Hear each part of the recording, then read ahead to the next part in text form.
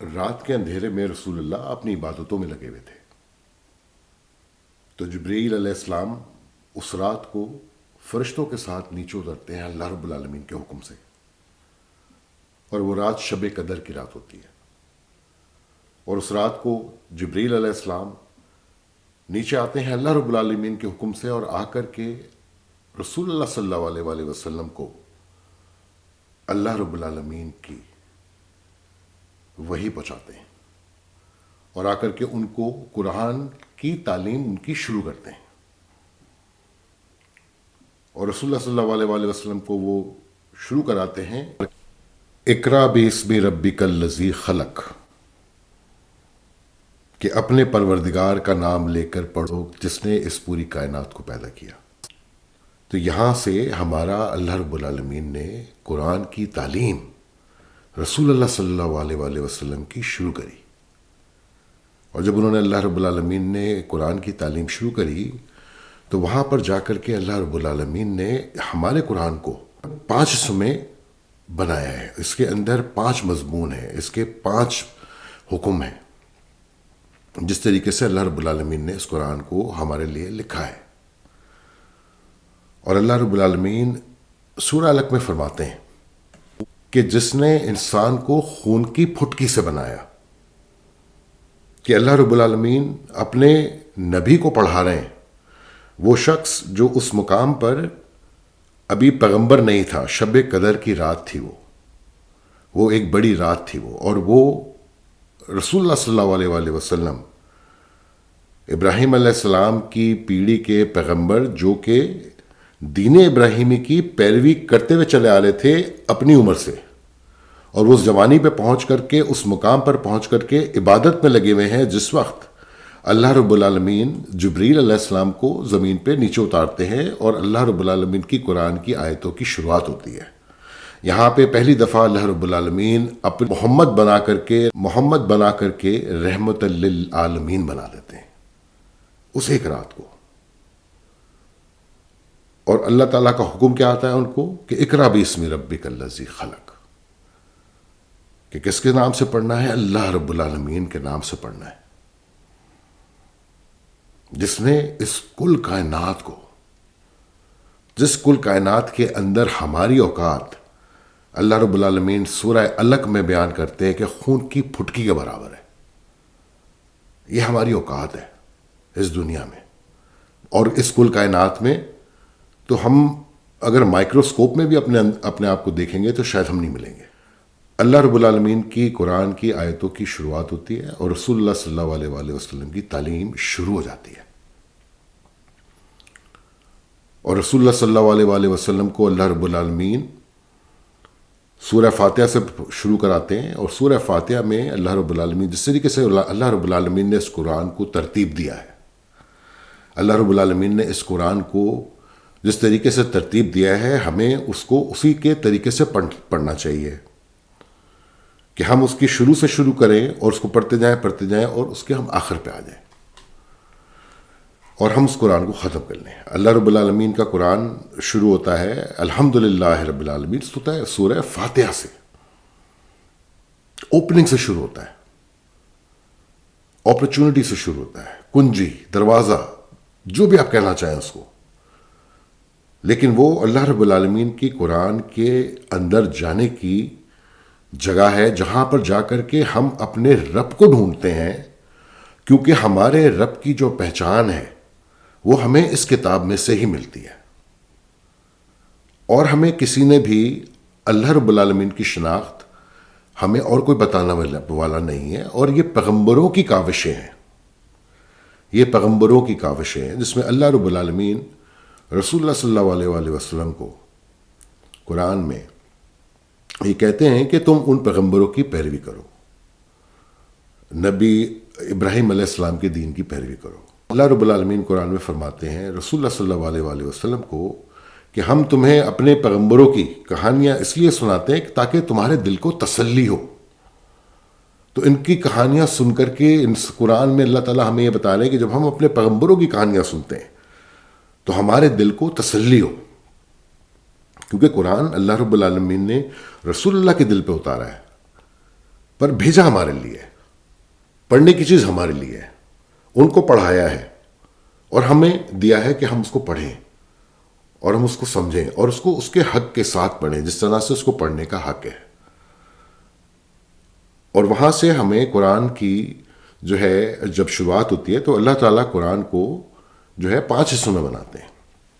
5 حصوں میں سے اللہ رب العالمین کے جو پہلا حصہ ہے وہ ان کی عبادتیں ہیں،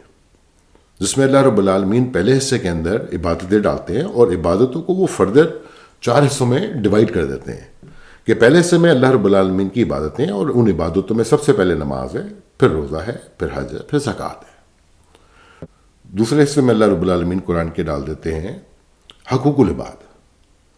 اور حقوق العباد میں اللہ تعالیٰ قرآن کے اندر دیکھیں قرآن جو ہے وہ ضابطۂ حیات ہے۔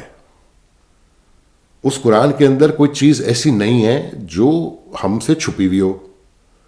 اور نہ اس قرآن کے اندر کوئی ایسی چیز ہے جو ہمارے کرنٹ سوشل جو ہمارا سسٹم چل رہا ہے، جو ہماری رشتہ داریاں چل رہی ہیں، جو ہمارے بہن بھائی ماں باپ کا جو پورا ایک چکر ہے، یہ جو خاندانی چکر ہوتا ہے، یہ جو چل رہا ہے، یہ سب اللہ تعالیٰ نے ہمارے لیے ڈیفائن کیا ہوا ہے اور ہم اسی کے اندر آپریٹ کرتے ہیں۔ اور یہی چیز اللہ تعالیٰ نے احکامات میں اپنی شروع سے کتابوں میں یہی احکامات دیے ہیں ہمیں کہ اللہ کی عبادتیں کرو، بری چیزوں سے بچو اور اچھی چیزوں کی طرف جاؤ، لوگوں کا خیال رکھو۔ یہی اللہ تعالیٰ کے بیسک احکامات ہیں جو کہ ہمیں قرآن میں اور باقی کتابوں میں ملتے ہیں۔ تو یہ تو ہو گیا پہلا حصہ قرآن کا، تو اس میں آ جاتی ہیں عبادتیں۔ پھر آتا ہے قرآن کا دوسرا حصہ، دوسرے حصے میں آ جاتی ہیں ہماری حقوق العباد، جس میں ہمارے حقوق العباد میں ہم سے ہمارے سب سے جو ٹاپ ہوتا ہے وہ ہمارے والدین ہوتے ہیں، جس پہ اللہ رب العالمین نے قرآن میں کہا ہے کہ اپنے والدین کے ساتھ اف مت کرو۔ تو اللہ رب العالمین نے ماں باپ کو تو بالکل ٹاپ پہ بٹھا دیا ہے، ان کے لیے تو اف بھی کرنا منع کر دیا گیا ہے۔ یہ حقوق العباد کی شروعات ہے، اور اس کے بعد آپ شروع کرتے ہیں نیچے بیوی بچے، یہ سب آپ کی پوری فیملی، رشتہ دار، یہ سب حقوق العباد میں آ جاتا ہے۔ پھر تیسری چیز اللہ تعالیٰ نے جو ہے وہ احکامات ڈال دیے ہیں جس سے ہماری لائف سٹائل کے معاملات ہیں، جس میں اللہ رب العالمین کہتے ہیں کہ نکاح کس طرح کرو، طلاق کس طرح دو، ول لکھنے کے کیا طریقے ہیں، لون دینے کے کیا طریقے ہیں، گواہی لینے کے کیا طریقے ہیں، یہ سب چیزیں اللہ رب العالمین قرآن کے تیسرے حصے میں ڈال دیتے ہیں۔ پھر قرآن کے چوتھے حصے میں اللہ رب العالمین ڈالتے ہیں وہ احکامات جن کے لیے اللہ تعالیٰ نے کہا ہے کہ یہاں پہ جاؤ گے تو نافرمانی ہے، برائی کی طرف جاؤ گے تو نافرمانی ہے۔ یہ سب چیزیں اللہ تعالیٰ نے قرآن میں ڈیفائن کر دی ہیں، اور قرآن میں کہہ دیا ہے کہ جب رسول اللہ صلی اللہ علیہ وسلم کے زمانے میں اللہ رب العالمین کا حکم آتا ہے کہ اب 2 بہنوں کے ساتھ شادی کرنا منع کر دیا گیا ہے، تو جس کلچر کی ہم بات کر رہے ہیں اس کلچر میں اگر کوئی پیغمبر آ کر کے یہ کہے گا کہ 2 بہنوں کے ساتھ شادی کرنا منع کر دیا گیا ہے، تو وہ تو کہیں گے کہ یار تم کیسی باتیں کر رہے ہو، یہ تو ہمارے ماں باپ کا ٹریڈیشن ہے، 2 بہنوں کے ساتھ شادی کرنا تو بڑی اچھی چیز ہوتی ہے، یہ تو ہمارا ریلیجن ہے۔ تو یہ کتنا ڈیفیکلٹ ہوتا ہوگا رسول اللہ صلی اللہ علیہ وسلم کے لیے اس بات کو کنوے کرنا، اللہ رب العالمین کے احکامات کو کنوے کرنا۔ تو اللہ رب العالمین نے قرآن کے چوتھے حصے میں وہ احکامات ڈال دیے جو کہ اللہ رب العالمین نے کہا ہے کہ ان سے گریز کرنا ہے، ان سے دور رہنا ہے، ان چیزوں کو اللہ تعالیٰ پسند نہیں فرماتے ہیں۔ پھر 5ویں حصے میں اللہ تعالیٰ اپنا فیتھ جو ہمارا عقیدہ ہے، جس پہ ہم کہتے ہیں لا الہ الا اللہ، 5ویں حصے میں اللہ تعالیٰ جو ہے انہوں نے اپنے عقیدے کو ڈیفائن کر دیا ہے، یا عقیدے کو ایکسپلین کر دیا ہے، یا ہمیں سمجھا دیا ہے کہ ہم اپنے آپ کو مسلمان کیوں کہتے ہیں، ہم یہ کیوں کہتے ہیں کہ ہمارا مذہب اسلام ہے، اور ہم یہ کیوں کہتے ہیں کہ ہم دین ابراہیمی کے پیروکار ہیں، اور ہم یہ کیوں کہتے ہیں کہ اللہ موجود ہے، ایگزسٹ کرتے ہیں، یہ ہم کیوں کہتے ہیں۔ تو اللہ تعالیٰ نے یہ سب چیزیں اس قرآن کے اندر ڈیفائن کر دی ہیں۔ تو یہ 5 حصوں میں قرآن کو اللہ رب العالمین نے کر دیا۔ یہ وہ چیزیں ہیں جو کہ مین چیزیں ہیں، یہ وہ چیزیں ہیں جن میں اللہ رب العالمین اپنے قرآن کے تیسرے پارے کے 7ویں جو ہے اس میں رکوع میں اللہ رب العالمین یہ کہتے ہیں کہ جو قرآن اللہ تعالیٰ نے جو بنایا ہے ہمارے لیے، اس میں اللہ تعالیٰ نے اپنے احکامات ڈالے ہیں اور مشابہات ڈالی ہیں۔ تو یہ تو آ گیا احکامات والا حصہ۔ احکامات والے حصے میں پہلے میں عبادتیں آ گئیں، حقوق العباد آ گئے، اور آپ کے پھر رہنے سہنے کے طریقے آ گئے، اور نافرمانی آ گئی، اور 5واں آ گیا فیتھ۔ تو اس طریقے سے اللہ تعالیٰ نے قرآن ڈیفائن کر دیا ہے۔ پھر ان سب چیزوں کے بیچ میں اللہ رب العالمین نے پیغمبروں کی کہانیاں ڈالی ہیں۔ یوسف علیہ السلام کی کہانی ڈالی ہے، ابراہیم علیہ السلام کی کہانی ڈالی ہے، موسیٰ علیہ السلام کی کہانی ڈالی ہے، اور ڈالتے ڈالتے اور پیغمبروں کی کہانیاں ڈالی ہیں، کچھ کی تھوڑی تھوڑی ڈالی ہیں، کچھ کی کم کم ڈالی ہیں، کچھ کی آگے پیچھے کر کے ڈالی ہیں، اور یوسف علیہ السلام کی کہانی کو اللہ رب العالمین نے ایک ہی صورت میں کمپلیٹ کر دیا۔ وہ واحد پیغمبر ہیں جن کی کہانی اللہ رب العالمین نے ایک ہی صورت کے اندر کمپلیٹ کر دی ہے۔ تو اللہ رب العالمین نے یہ 5 احکامات دے دیے، جس میں اللہ رب العالمین کہہ رہے ہیں کہ وہ جو ہے احکامات ہیں جو کہ اللہ رب العالمین قرآن کے 3 پارے میں آل عمران کی 7ویں آیتوں میں یہ کہہ رہے ہیں کہ قرآن جو ہے وہ اس میں احکامات ہیں اور مشابہات ہیں۔ تو یہ آ گئے احکامات ہمارے۔ پھر آگے رسول اللہ کے پیغمبروں کو کہانیاں سنائی انہوں نے، پھر کیونکہ رسول اللہ جس دور میں آئے ہوئے ہیں، اللہ رب العالمین قرآن میں ان کو ان کی ہسٹری ریفریش کرا رہے ہیں، قرآن میں ان کو اسلام کی ہسٹری ریفریش کرا رہے ہیں، قرآن میں ان کو دین ابراہیمی کی ہسٹری ریفریش کرا رہے ہیں۔ وہ ایک پیغمبر ہے جو اس دور میں آیا ہوا ہے 1400 سال پہلے، اور آدم علیہ السلام کتنے عرصے پہلے آئے تھے، اور اس درمیان میں کتنی چیزیں جو ہیں نافرمانی کی طرف آتی گئیں، اور وہ پیغمبر اپنا عقیدہ ابراہیم علیہ السلام کا دین لے کر کے آگے بڑھتا رہا، وہ رکا نہیں، اس وقت تک نہیں رکا جس وقت تک یہ رات، شب قدر کی رات، جس رات کے اندر آ کر کے اللہ رب العالمین قرآن میں فرماتے ہیں کہ رسول اللہ صلی اللہ علیہ وسلم کو کہ تم کو امید نہیں تھی کہ تم کو پیغمبری ملے گی، کیونکہ رسول اللہ صلی اللہ علیہ وسلم کو جب اللہ رب العالمین یہ کہہ رہے ہیں کہ تم کو امید نہیں تھی کہ تمہیں پیغمبری ملے گی، تو رسول اللہ صلی اللہ علیہ وسلم کا جو پرسنالٹی تھی وہ کس ویلیو پہ بیٹھی ہوئی ہوگی، جو ابراہیم علیہ السلام کی پیڑھی میں سے چلتا چلا آ رہا ہے، پیغمبر جو کہ عبادتوں میں اپنی راتیں گزار رہا ہے، جو کہ ان لوگوں کا خیال رکھ رہا ہے جو ان کے اوپر کوڑا پھینک رہے ہیں،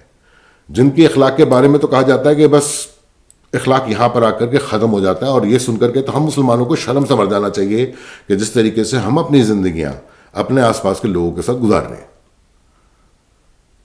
اور ہم کیا کہتے ہیں اپنے آپ کو کہ وطیع اللہ وطیع الرسول، اللہ وطیع الرسول، پھر آپ کریں، پہلے تو قرآن اٹھائیں اس نبی کا جس نبی نے جانے سے پہلے قرآن میں ہی کہہ دیا ہے، یا رب العالمین میری قوم نے، میری امت نے اس قرآن کو چھوڑ رکھا تھا، اس قرآن کو چھوڑ رکھا تھا میری امت نے، اور اللہ رب العالمین نے اس طریقے سے ہمارے قرآن کو اتارنا شروع کیا۔ تو قرآن کے ہو جاتے ہیں 5 حصے، یہ جو کہ احکامات ہیں، جس کا ذکر اللہ رب العالمین قرآن کی 30ویں سورت کے اندر آل عمران کے اندر کر دیتے ہیں۔ اس کے بعد اللہ رب العالمین ذکر کرتے ہیں پیغمبروں کی کہانیوں کا، جس کے لیے اللہ رب العالمین رسول اللہ کو کہتے ہیں، رسول اللہ صلی اللہ علیہ وسلم کو کہتے ہیں کہ میں پیغمبروں کی کہانیاں اس لیے تمہیں سناتا ہوں تاکہ تمہارے دل کو چین آئے،